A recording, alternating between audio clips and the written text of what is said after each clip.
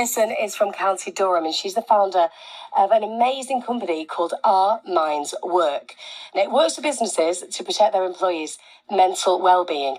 And she says that employers have some responsibility to help us all through this difficult winter.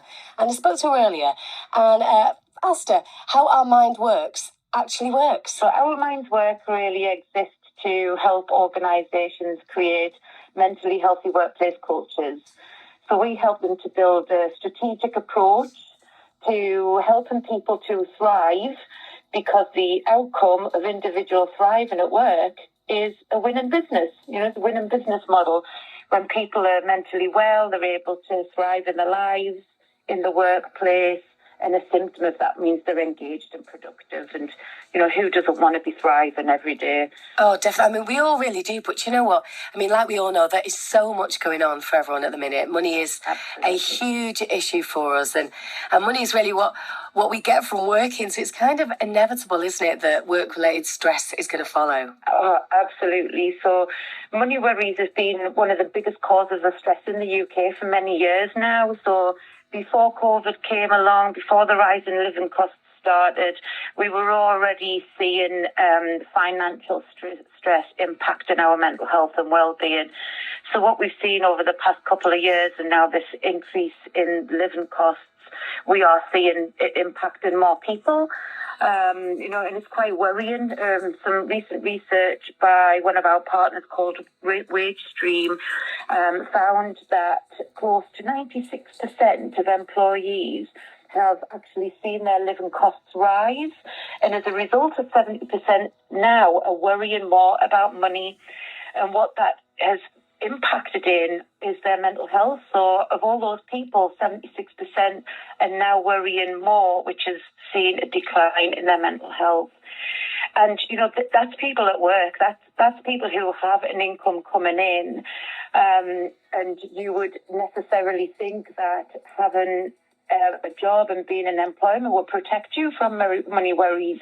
But we have around 1 in 8 workers living in what we call working poverty. So they actually have a job, they have an income, but they're still classed as living in poverty. So it's quite a scary thought when we start thinking about the impact that this is going to have on many people on low incomes. Yeah, it's such a tough situation to be in. Now, Emily, do you think that more businesses are aware of how to support people that work for them since the pandemic? And I know we've gone through with that. Yes, and I think, what we saw pre-pandemic was a lot of businesses be more interested in looking after employees' mental health and well-being.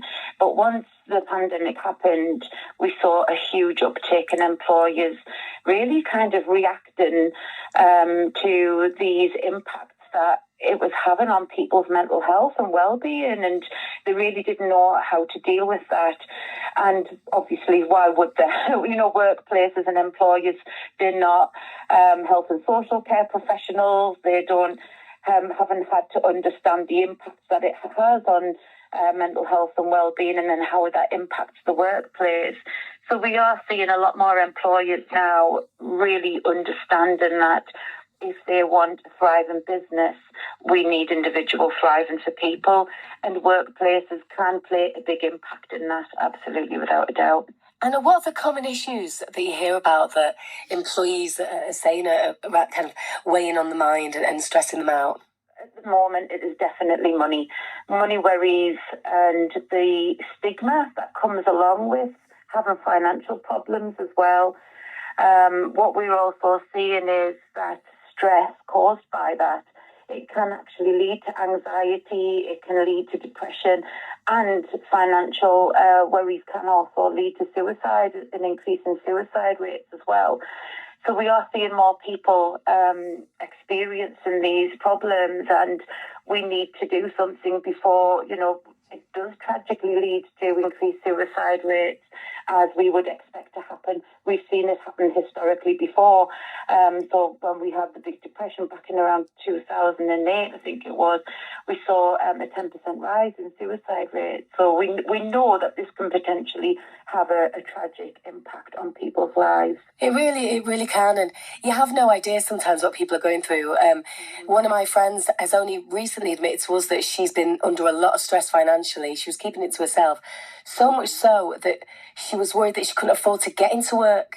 Yeah. And that was the problem, because she's obviously, they've got kids and everything, and she realised, she was like, what's worth doing? She was seeing if she could walk some of the way. And she's someone who is, like you said, is working, and it's like working in poverty still. Yeah. And she's found that really, she's dealing with it now and, got things in place. But, there are a lot of people probably that you might be working next to side by side that are really struggling. Yeah, absolutely. And I think you've given a really great example there of how that chronic stress, it leads to that anxiety, doesn't it? And then the problem becomes something that you're fearful of.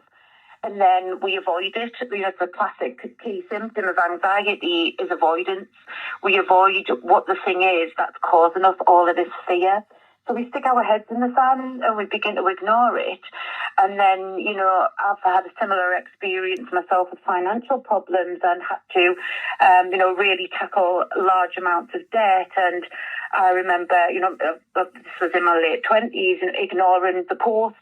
So it was just, collecting in a giant pile because I didn't want to open the debt letters, fear of answering the phone, unknown numbers, unexpected knocks at the door, like the hypervigilance caused by those levels of anxiety and the avoidance means we're not tackling them, and it only gets worse. So with your friend there, you said she's got things in place now, and this is one of the key areas of recovery, because the stigma around that will also, that fear of being judged, the embarrassment of talking about it can also prevent people asking for help when they need it. But one of the things that we also did was we've partnered with a company called Wagestream.